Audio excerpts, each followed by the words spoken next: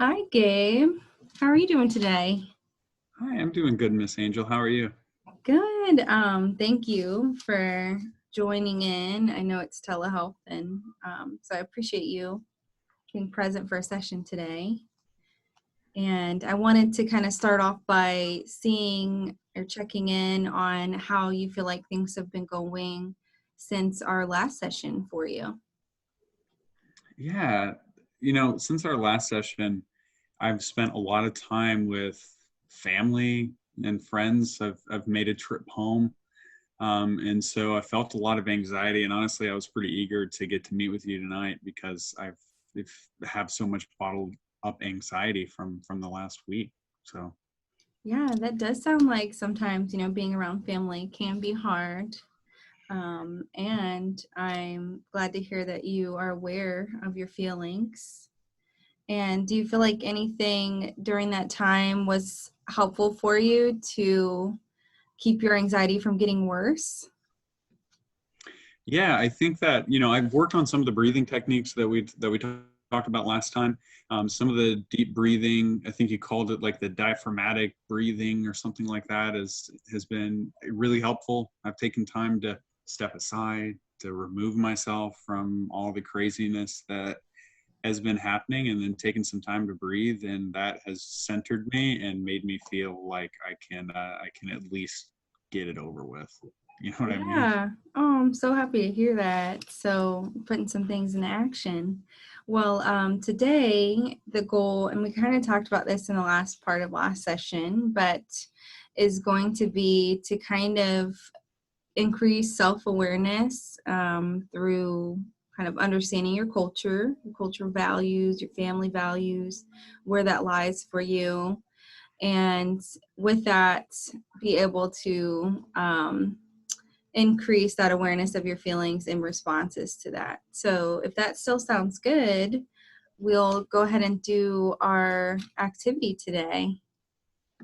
Yeah, I'm excited. You hinted at it last session, and so now I'm a little nervous, but also like I trust you, so let's do it. Oh, good. So I know you have some paper and pencils for today.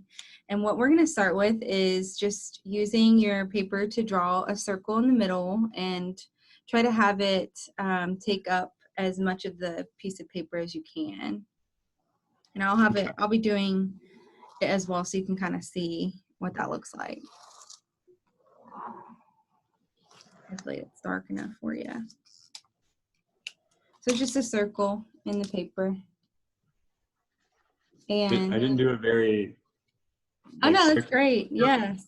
It but doesn't it's have to be there. perfect. And so with your circle, so this is actually a different take on a cultural gram. It's a mandala, and we're going to go ahead and separate it into sections today. And each section is going to be based in a kind of cultural aspect of your life. So we'll start with 4 quadrants. You draw 2 lines, one down each part of your circle, and I'll probably switch to a darker marker for you. Okay. All right. And So I have. then once you have that, so it's 4 quadrants. Once you have the 4 quadrants, you're going to draw another line so that we can separate it into 8 sections here. Okay.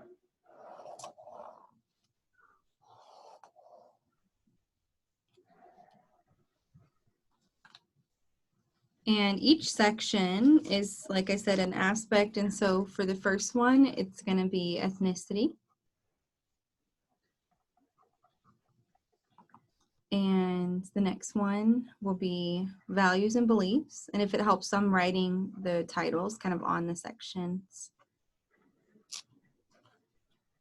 Another one will be job, school, success.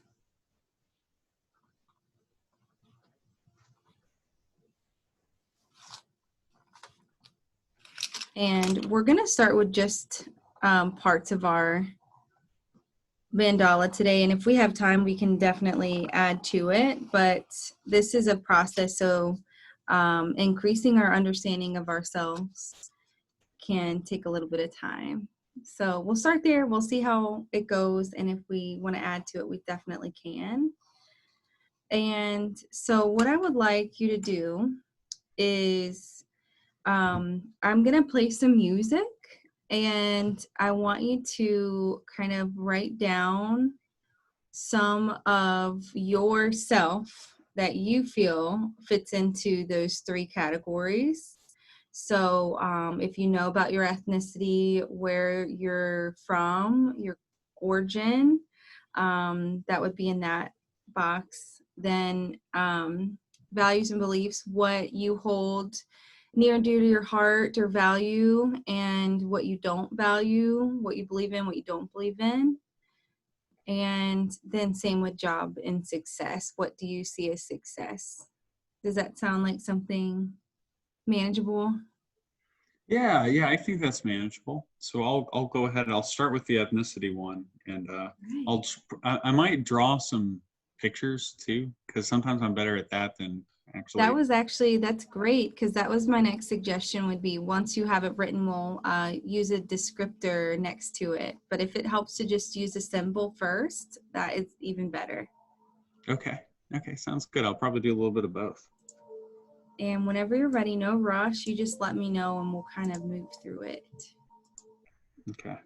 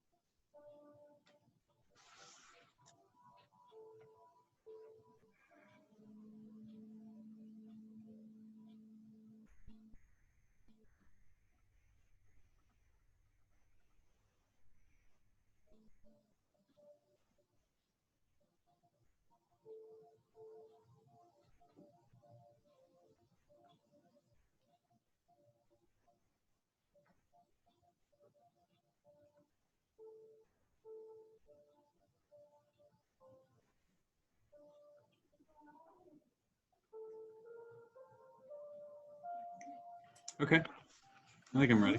All right. So let's start with ethnicity, if that sounds good.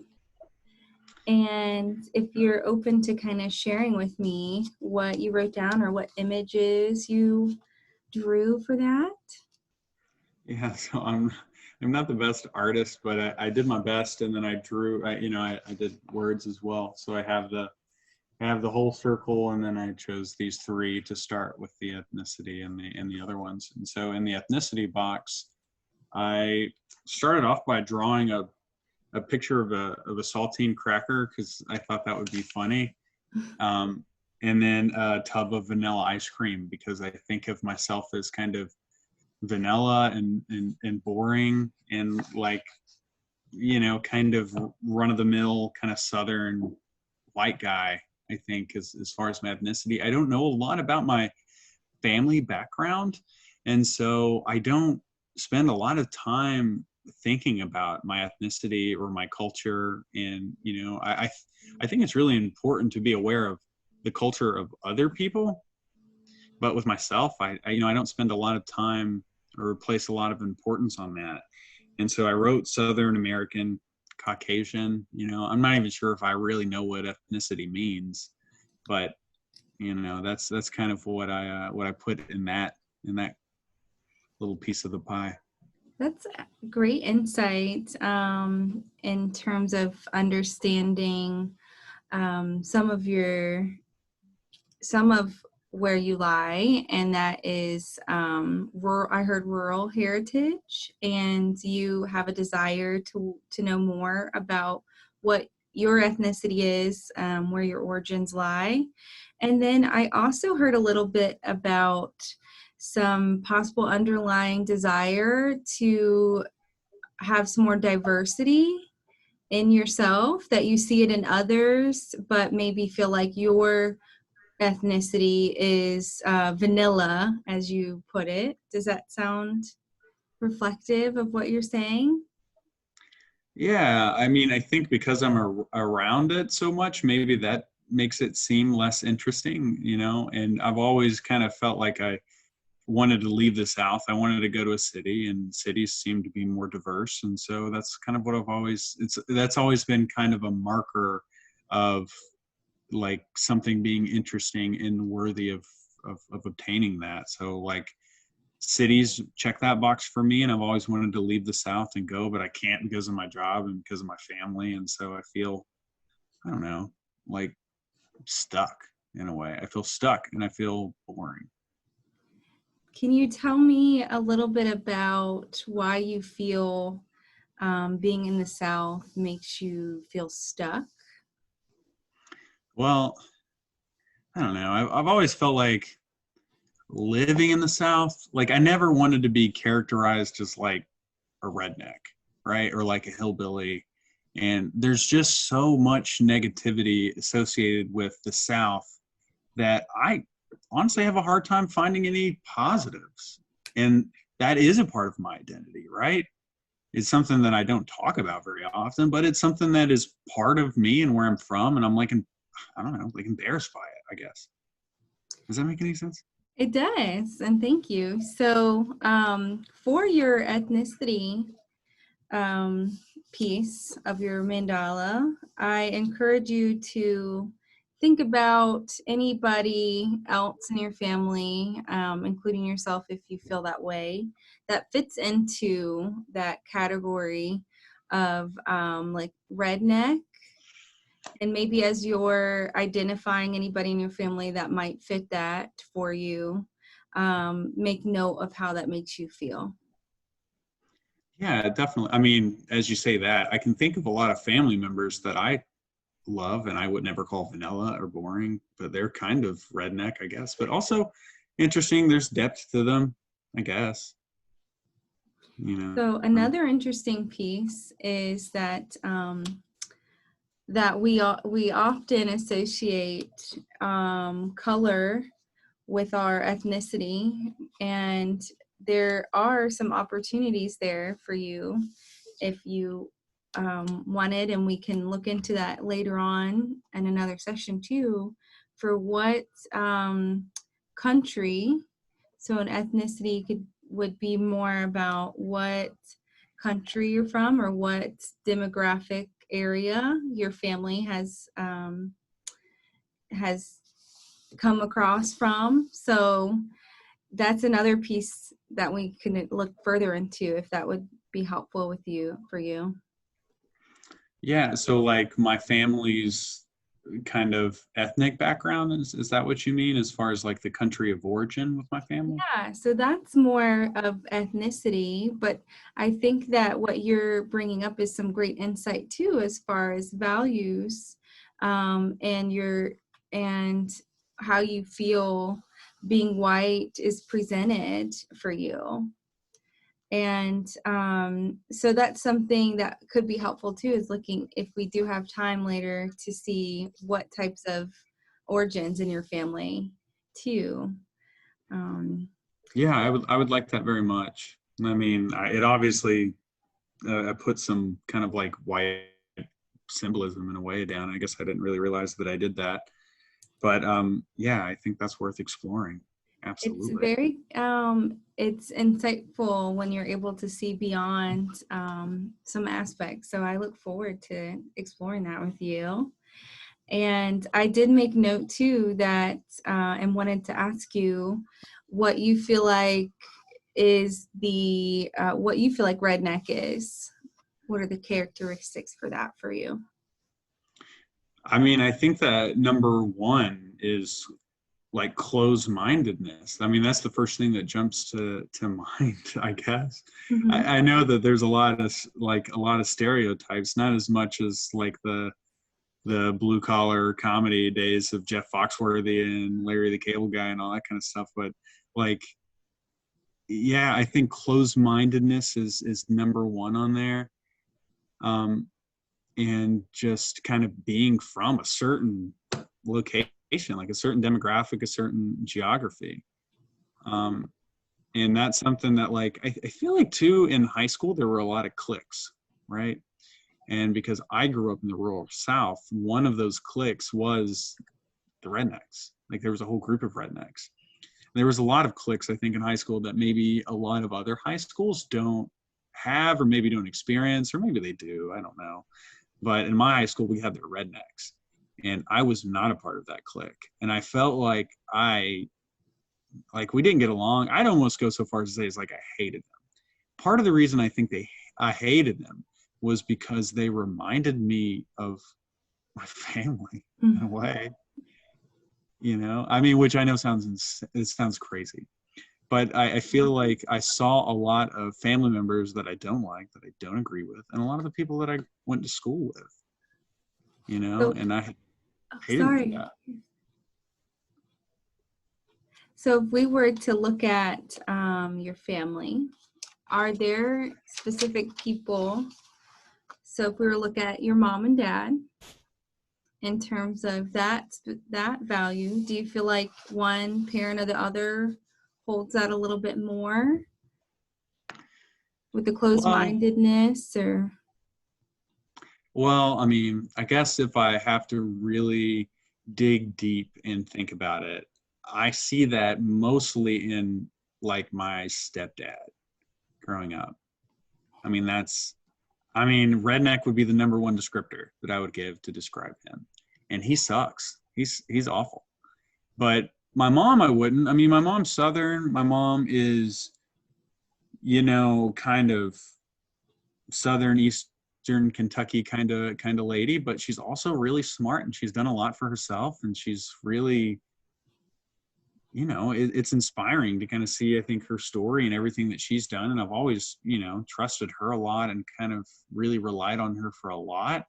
And it's kind of discouraging for me to see her choice in men, especially with my stepfather growing up. I mean, I'm 25 now, so it's not as big of a deal as it used to be, but I think I kind of carry some of that, I don't know, disdain for people that remind me of him in a way.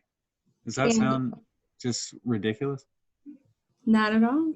I actually appreciate, I think you've got some great understanding of why you feel certain ways about certain people. And I wanted to ask if you grew up in your mom's home or if you grew up in your dad's home. Well, I grew up with my mom. I never met my biological father, so I'm not sure who that is. I don't really know anything about him at all. So I pretty much grew up with my mom and my stepfather, one of many stepfathers. And so I think that has to have had some kind of effect on me in growing up and developing, right? Yeah. And do you feel like, first it's a stepdad and your ability to connect? Do you feel like you were able to connect with your stepdad in ways that um, outside of the disconnect with redneck culture? No, I never felt connected to my stepdad because I always felt like I was supposed to be the quote, like man of the house, right? And so I felt like that was always my responsibility, and he was really in the way of that, if that makes sense. He was not fit to be, I guess, like in that role. He just wasn't a great guy, and he was a redneck, and that's like one of his many terrible attributes, I think. Um, but yeah, I always felt like my mom was the breadwinner. She was always out working. She was always making money. She was always going to school. She was always achieving. She's been through a lot, which means that she's like resilient. And he didn't do anything. You know, he just was like sitting at home, bossing us around, and you know, you get tired of that after a while. So I'm hearing, and you might have put that in there too, some of your values here. It sounds like you value hard work and open-mindedness. And I wanted to see how you feel like you said that you didn't have that same value as your stepfather, and how that made you feel in being outside of that, or having different values. What was that like for you?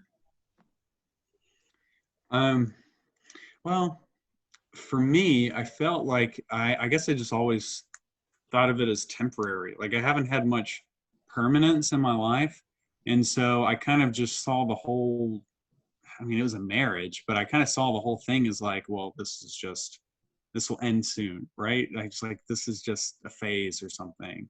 And so I always felt like there was like a power struggle between him and I. And yeah, like you're right, in values and beliefs, I put down hardworking, I put down resilience. I mean, those are things I think I see in my mom.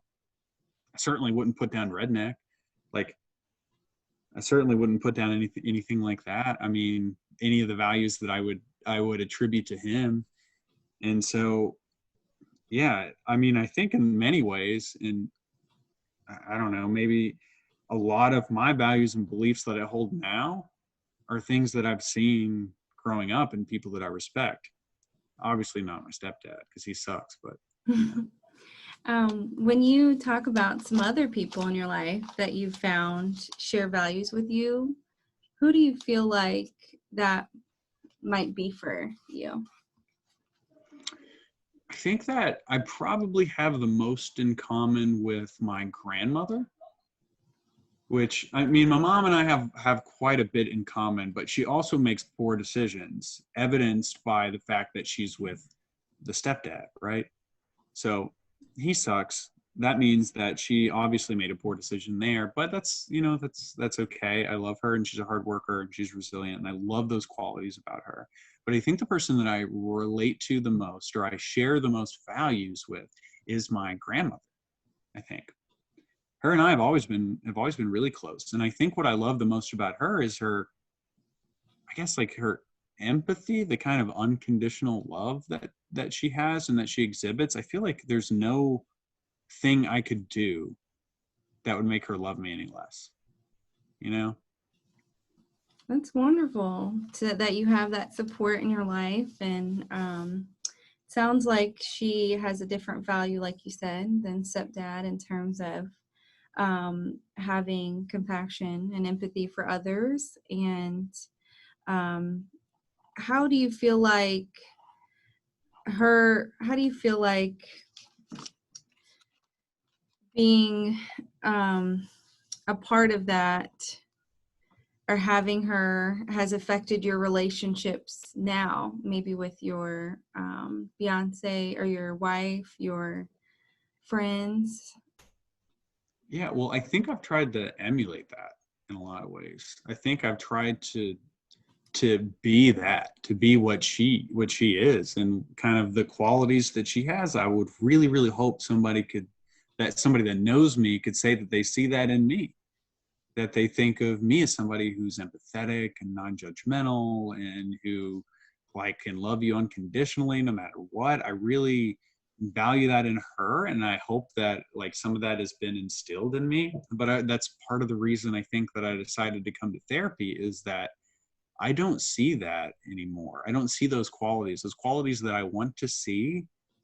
They just aren't there and I can't get past the fact that it's all the stepdad's fault. Honestly, I feel like it's all his fault. I feel like he robbed me of that compassion because I certainly don't have compassion for him. What types of qualities do you feel like you have? I feel like I'm a hard worker. I think that I work really hard. I work in construction and I work in kind of the office setting, like in construction, and it's hard work. I do that. I do it well. I do it efficiently, and a lot of people rely on me. The thing is by the end of the day, there's not a lot of me left over to show the compassion, I guess, that I want to see. I don't know. So I think that's part of it. I think that I have great empathy, I think, for people. I mean, in my line of work, I don't get to use it as much, I don't guess, but I do have a lot of empathy for the timelines that we're on and the structure and the schedule of getting the jobs done that we're subcontracted to do. I feel very strongly about that. But honesty, I think, is a big thing. That's something that my mom has tried to instill in me. She's always been honest with me, no matter what. That's part of it. And yeah, I think those are the big values that I would say that I attribute to myself. Do you feel like there's been a time in your life where someone has told you or made you feel like you were compassionate? Yeah, I mean, I have 2 kids. So I mean, they're really young. They're too young to really tell me really anything. I have a 3-year-old and a 6-month-old. So I think that I show a lot of compassion around them. I mean, I'm a good father. And so I think that, and my wife, she lets me know too. So I think I have that compassion. I definitely didn't learn it from stepdad, but I think I did it in spite of him. And so that's something I think I'm really proud of in my life, is that despite everything that I've gone through with him, because he sucks, I've figured out how to develop compassion and really just try to emulate what I saw with my grandmother. It does. It sounds like you've been able to maintain some of those values that you see as positive, and have supports around that too. So is there anything else on your values and beliefs that you find symbolic in yourself or in others, or things outside of stepdad that you feel strongly against? Yeah, well, I mean, a part of the values and belief stuff as well, I put down, I focused a little bit on religion. I thought about religion in there. And stepdad, of course, was really, he was really kind of a conservative, diehard Christian kind of guy. And I guess that, now I would identify more as like an atheist. And so I don't know if that is related or not, but in the same theme of like just going against everything he stood for, I guess I kind of went down that path as well. And so I interpreted that one to mean to just have more to do with religion, I think, than other values and beliefs. And so I wrote that down there and drew a picture of a cross because he's Christian. Are there other family members in your family that have those same values that you can think of? No, I don't think so. I mean, I think that I think my family values individualism in a way. And so they've been really kind of accepting. Like, they've accepted that I have my own view on things and I'm going to go down my own path, even if it isn't the same path that they've gone down. And I appreciate that. I appreciate they've given me room to grow, but it's not the same. It's not the same as them. And I think they are confused by it. I think they're confused by that decision because religion has taken a central role in a lot of their lives, even if they don't practice, even if they're not going to church every Sunday. It's still something that they rely heavily on. I mean, maybe in times of crisis, maybe in times of, about to get on a roller coaster, they say prayers, and they probably haven't in years before then. But, I think that it's hard for them to understand, but it's something that they've allowed me to explore on my own. And so I really appreciate that of my family. Yeah. And you mentioned kind of feeling like sometimes they feel confused by your choices or feelings. Is there a time where you feel like they understand you, or have you had a conversation with them about feeling like they don't understand? I don't know. My family and I don't really talk a lot. We don't talk a lot about that kind of stuff. When we talk, it's really superficial. I mean, it's pretty common for us to have dinner together and talk about the weather, to talk about, what TV show they might be watching or something. It's a lot. We talk about a lot of different stuff, but nothing of any real substance, and definitely not about emotions, or about moods or anything like that. I mean, to be honest with you, haven't even told them that I started going to therapy. I'm embarrassed by it. I would never tell them about this. What do you feel might be their response in sharing more, being more communicative with them? I think that they would be really uncomfortable. I think that they might even reject that. I don't think that they would accept that. I think that they would, I don't know, either quickly and uncomfortably change the subject, or they would just, I don't know, tell me to leave. Do you Maybe feel that's irrational. oh yeah. Yeah, it can feel like that sometimes with family when you're trying to challenge a value. And as you said, in your family, it sounds like a value is to be non-confrontational or not talk about anything that might be judgmental or be judged. But has there ever been a time that you can think of where you were able to share with any family member and they were accepting with you? Yeah. Yeah. I think that before my daughter was born, which was my first child, I expressed a lot of, I guess, anxiety with my grandmother. And she, I mean, honestly, she took it really well. I mean, I was really nervous and I thought that maybe she would call me a bad father, or like I wasn't ready and I'm making a stupid decision and having a kid. And I really was ready for all of that. But what she said was that it's normal to feel that way. And she said that that she understands and that she felt that way too. So, I mean, if anybody, I guess I could share with her. I mean, and that took a lot, like that took a lot. Like I was really nervous to even talk to her, and it came at just an absolute moment of weakness, you know. It And sounds so I'm, like you had a positive experience from being able to share and have acceptance. So do you feel like yeah, acceptance is something important to you with your family members, or something you wish you had more? yeah, I think, you know, acceptance is a weird thing in my family because nobody really ever expresses it. Nobody expresses anything. I mean, my family's mainly like Irish, and so that's our background. And so I think that the prevailing wisdom is the best thing to do is to bottle it all up and then like drink about it later, you know. That is And such that's what they do. That's what they do. that is great insight that you kind of understand, and it sounds like you can see that that ethnicity plays a role in your family, and it's beyond just your unit, maybe. And I want to talk a little bit about some other pieces of your culturalgram too, in terms of what you see as education, what education you have, what education some of your family members have, and what you guys see as success in the family.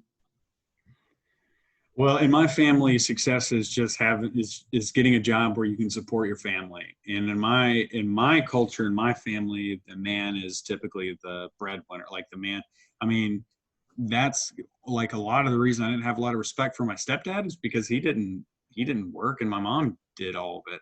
Like my mom did all the working, and so I really respected her for that, and I felt sorry that she really had to do that. And like for me, I got my degree, I got a bachelor degree, and then I started working construction, and I make far less than, a million other people that don't have degrees and just spent the time I spent in college. They spent actually working in the field and earning experience. And so as far as I'm considered, I don't think that college is that important. I don't think that education is really necessary, as long as you can do something where you're working and you can support your family, then that's like the most important thing. And whatever avenue you need to take to find that, then that's, I think, the number one thing. And so that's, I think, my take on jobs and school and that kind of stuff. It sounds like you're able to list a lot of successes for yourself, and also underlying value there of wanting to support each other, wanting some equality there with your spouse. And I appreciate you for sharing that. And what I'd like to do is kind of think about, for homework, you mentioned ethnicity as Irish, or you mentioned Irish later on, and that was pretty cool to hear about your ethnic background. And so I would love for you to explore that a little bit more if you're interested, and see what traits you might find, and see how that fits into your culture and values, and if there's anything shared or anything um, that is different from you that you can connect with. Because it sounds like being able to connect is a need for you. Does that sound reflective? I think I think that sums up about, you know, the main core of how I feel and some of the struggles that I've had with my family. So you know, I maybe like to explore that a little more and rely less on, you know, stereotypes, and really see what the record shows, I guess. And it also sounds like you have a close relationship with your grandmother, and have some values that you feel have been passed down. So I hope you learned a little bit about what you believe in and what you feel does not hold value, and how your relationships are affected by that. Yeah, absolutely. And I mean, in talking to her, I think that interaction, the interactions that I've had with her, especially as of the last few years, have showed that I tend to focus more on, you know, negative expectations than the reality, which tends to be that, like, actually it works out. They're pretty positive and they're pretty nice, more so than I give them credit for. Oh, it's a positive optimism there for yourself. So I'm happy to hear that. And so I'll look forward to kind of hearing more about your background and what you find about yourself, and anything interesting that stands out for next time. And I'll see you then next week. It sounds good. Thanks so much, Miss Angel. Thank you, Gabe. Take care.